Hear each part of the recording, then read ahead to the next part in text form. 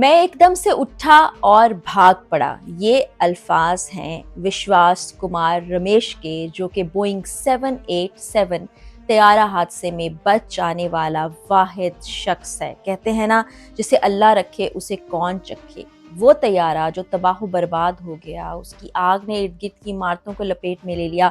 Hostel में खाना खाते हुए बहुत से वो लोग जिनको डॉक्टर बनना था वो इस दुनिया से चले गए, लेकिन इसी तैयारे में सवार ये शख्स जो सीट नंबर 11A पर मौजूद था, कैसे बच निकला। उसने अपनी ज़बानी ये तमाम वाक़या बताया है, वहाँ उसने क्या देखा वो भी बताया है। और फिर ऐसे बहुत से लोग जो इस दुनिया से जा चुके हैं उनके बारे में भी आज की वीडियो में आपको बताने जा रही हूँ।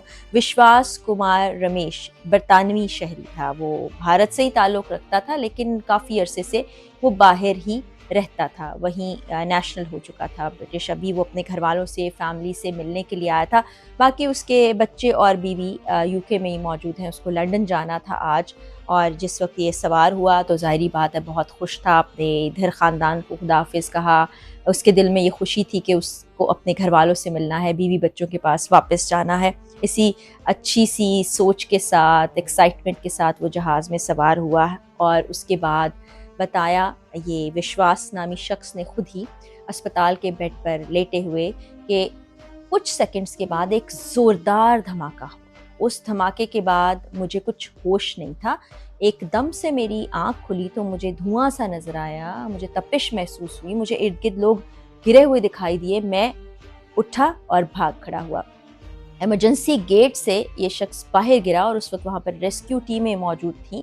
खुशकिस्मती से उन्होंने इस शख्स को उठाया और इसको लेकर अस्पताल चले गए, और वहाँ पर इसका इलाज हो रहा है। 40 साला विश्वास कुमार, जिसकी ज़िंदगी बाकी थी, जहाँ कोई ना बच सका, ये शख्स बच गया। ये इस बात पर यकीन इंसान का ईमान ताज़ा कर देता है कि जितनी सांसें आपकी इस दुनिया में बाकी हैं, फिर चाहे आपके इर्द गिर्द कुछ भी क्यों ना हो रहा हो, आपको वो सांसें, ये वो ज़िंदगी जीनी ही है। ये 242 लोगों में से बच जाने वाला एक ही शख्स है। बेहोशी थी और उस वक्त उसको कुछ समझ नहीं आया। आवाज़ें सुनी, निकल आया, बहुत बड़ी बात है।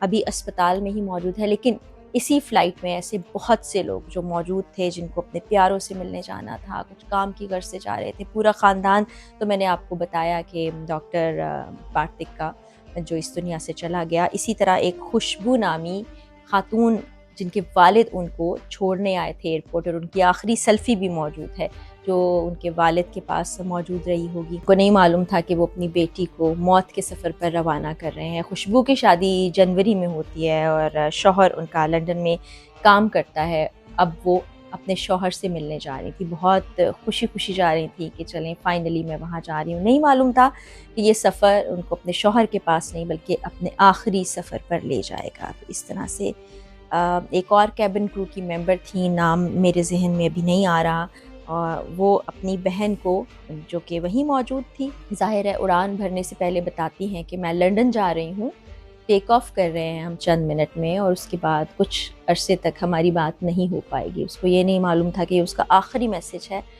और कभी भी अब उन बहनों की आपस में बात नहीं हो पाएगी। उसके घर में भी सफ़े मातम बिछी है। जो फुटेजेस और जो विजुअल्स सामने आ रहे हैं, इंसान तड़प कर रह जाता है कि कितनी तकलीफ़ होती है।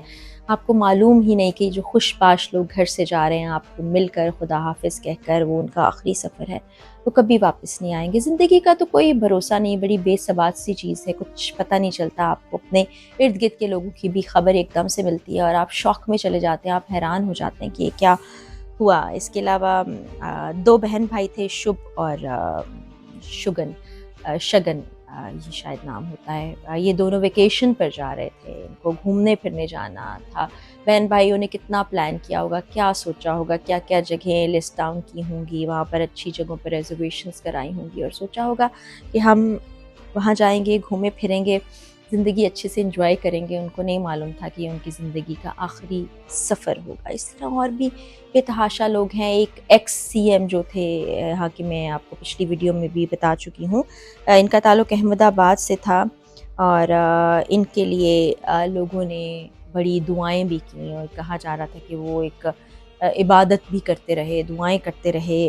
وجے نام ان کا بتایا جا رہا ہے کہ ان کی زندگی جو ہے بچ جائے، لیکن نہیں بچ سکی۔ وہ اپنی وائف کے پاس جو کہ وہاں UK میں موجود تھی جانا چاہ رہے تھے۔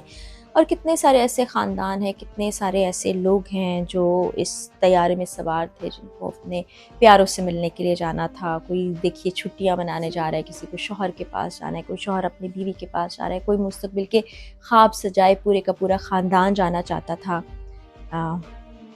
اپنے اس ملک سے اس ملک جہاں کی نیشنلٹی وہ حاصل کرنا چاہ رہے تھے، لیکن وقت نے ان کو مہلت نہ دی۔ ان کا اس دنیا میں سفر یہیں تک تھا، اور یہ ہم سب جتنے لوگ اس دنیا میں موجود ہیں نا، ہم سب مسافر ہیں، اور ایسا ہی ہے کہ یہ سفر ہر روز ہمیں اگلی منزل کے قریب کرتا چلا جا رہا ہے۔ لیکن جب آپ دنیا کے کاموں میں مگن ہوتے ہیں تو شاید کہیں نہ کہیں یہ بات بھول جاتے ہیں کہ ہمارے ساتھ بھی یہ وقت آئے گا، ہمیں بھی اس دنیا سے چلے جانا ہے۔ یا کبھی کبھی ہم اپنے پیاروں کے لیے سوچتے ہیں کہ اچھا ان کے ساتھ تو یہ ہو گیا، یہ ٹھیک ہو جائیں گے۔ آج احمد آباد سول اسپتال کے باہر سے جو مناظر میں ابھی بھی ٹیلی ویژن پر دیکھ رہی تھی، جو نظر آ رہے ہیں، پوچھ رہے ہیں وہ بار بار تصویریں دکھا کے اپنے پیاروں کی، پولیس حکام سے بھی پوچھ رہے ہیں، اسپتال کے عملے سے بھی پوچھ رہے ہیں کہ ہمیں بتائیں کہ کیا صورتحال ہے، کیا خیریت ہے۔ تو وہاں پر بتایا یہ گیا پولیس ذرائع کی جانب سے بھی اور ڈاکٹرز کے ذرائع کی جانب سے کہ بعض چہروں کو تو وہ پہچان بھی نہیں پا رہے، اور بڑے ہی بھیانک مناظر انہوں نے دیکھے۔ لیکن وہیں پر جب ہم دیکھتے ہیں کہ وشواس کمار اسی پلین میں موجود تھا، اسی شدت سے وہ پلین نیچے گرا جس میں بیٹھے ہوئے باقی مسافروں میں سے کوئی بچ نہیں سکا، اور اس کو اتنی چوٹیں بھی نہیں آئیں۔ آپ دیکھیں یہ رب تعالیٰ کی مرضی ہے کہ اس کو کچھ نہیں ہوا، اور وہ صحیح سلامت وہاں سے نکلا ہے اور اب اسپتال میں موجود ہے۔ ظاہر ہے ایک شوق ضرور ہوگا اپنے ارد گرد جو دیکھا، اور جس طرح سے وہ جہاز پہ سوار ہوئے، اتنے سارے لوگ، کن کن سے نظریں ملیں، کن سے بات ہوئی، کیسے وہ بیٹھے، کیا گفتگو ہوئی، ساتھ والی سیٹ پر کون تھا، یہ سب کچھ اس کے دل میں رہے گا۔ کیونکہ مجھے یاد ہے کہ پاکستان میں PIA کی جو پرواز گری تھی، کریش ہوئی تھی، اس میں 2 سروائیورز تھے، دونوں سے میری ملاقات ہو چکی، تو وہ بتاتے ہیں کہ انہوں نے کیا محسوس کیا، ان کی زندگی کیسے تبدیل ہو گئی۔ اور یہ شخص اب جب تک زندہ رہے گا، ظاہر ہے اس سانحے کو، اس واقعے کو نہیں بھول پائے گا، اور اس کی زندگی میں بھی بہت سی تبدیلی آ جائے گی۔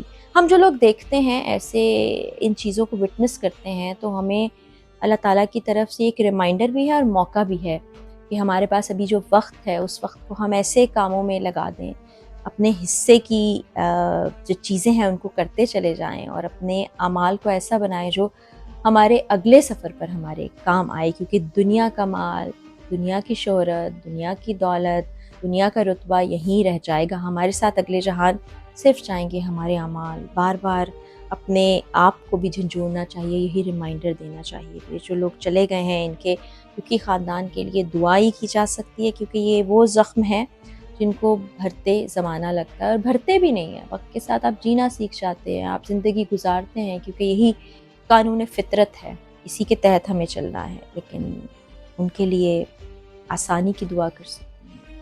اور اس سلسلے میں اس طیارہ حادثے کے حوالے سے جو بھی اپڈیٹس آئیں گی میں آپ سے شیئر کروں گی۔ ابھی کی ویڈیو میں اتنا ہی، اجازت دیجیے، اللہ حافظ۔